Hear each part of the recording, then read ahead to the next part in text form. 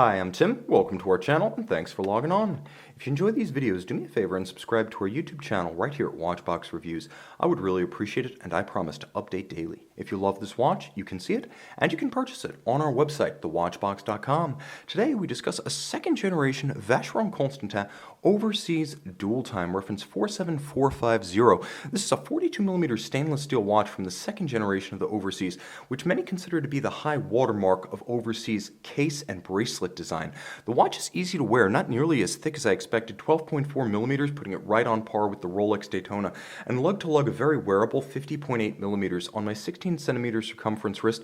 You get a good sense of the watch's size, and I can recommend it for a wrist as small as 14.5cm circumference. Though 50.8 across the wrist, you can see that the shape of the case arcs the lugs down and around the edge of the wrist. You'll also note that unlike the third generation watch, you could actually pull the second generation bracelet straight down. Try that on a Nautilus or a Royal Oak. You're not going to make it happen.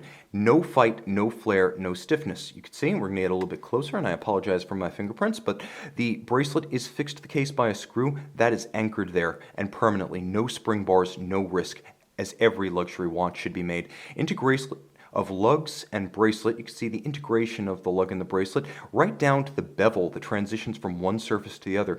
The hand finish of bracelet and case components, exquisite.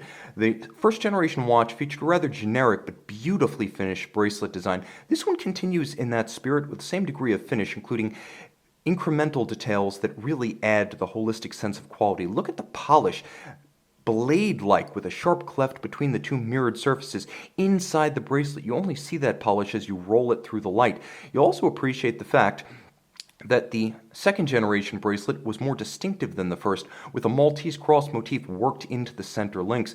Polished on the outer flank, this bracelet was a bit of a treat because every individual link was removable, and that on both sides, so you can really dial in the fit of this watch. You can see on the underside there's also plenty of gap to avoid pinching skin, pulling hair, or trapping wrist heat.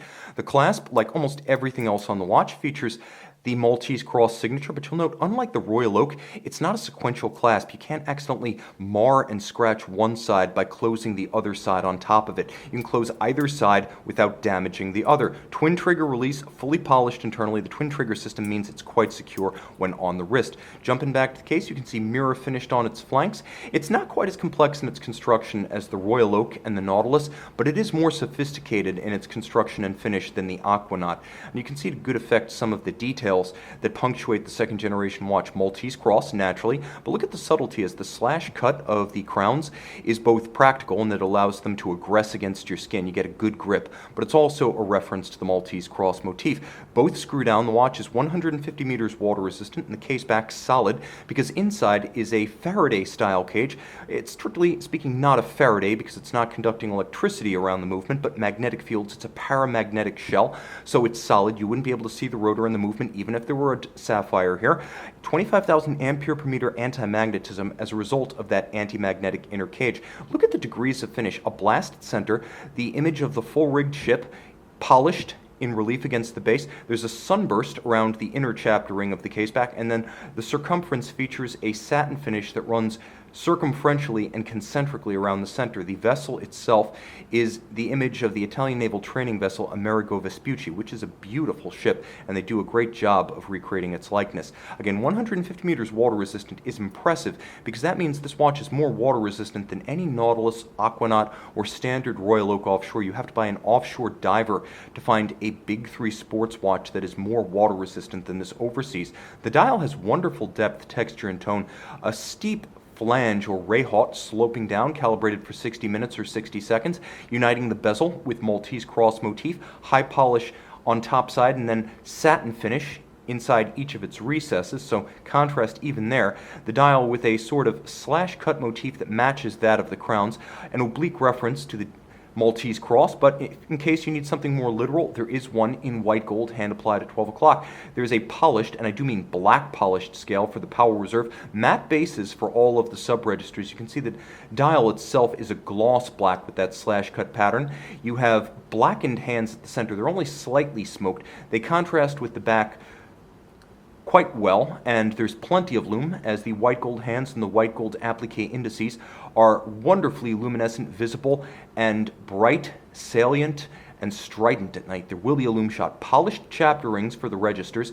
You can see there is a radial date, and unlike the JLC watches that feature the same basic caliber, this one features a pusher externally, so you don't need a tool to adjust and jump the date. The crown itself allows you to activate the hacking seconds of the caliber 1226 SC. Pull it all the way out. It is a screw down crown. You stop the seconds, intermediate position, and now you can set that second time zone with its day-night indicator independently from the time at center. It's an excellent travel watch.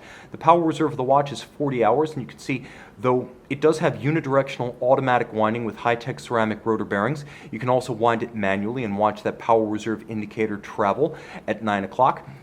The timepiece featuring 37 joules in its JLC movement. This is the more modern auto-tractor generation of the JLC 89X calibers, so it is both free-sprung and unidirectional winding with a double laser-welded hairspring for extra stability against shock. The timepiece based on a JLC caliber, and that is a long-standing heritage, with Vacheron and JLC doing business together on a movement basis since the 19th century, and for a period during the mid-20th century, Vacheron actually administered by JLC, so even the use of the JLC caliber in the watch continues a long-standing historical patrimony, a significant part of Vacheron's and JLC's history.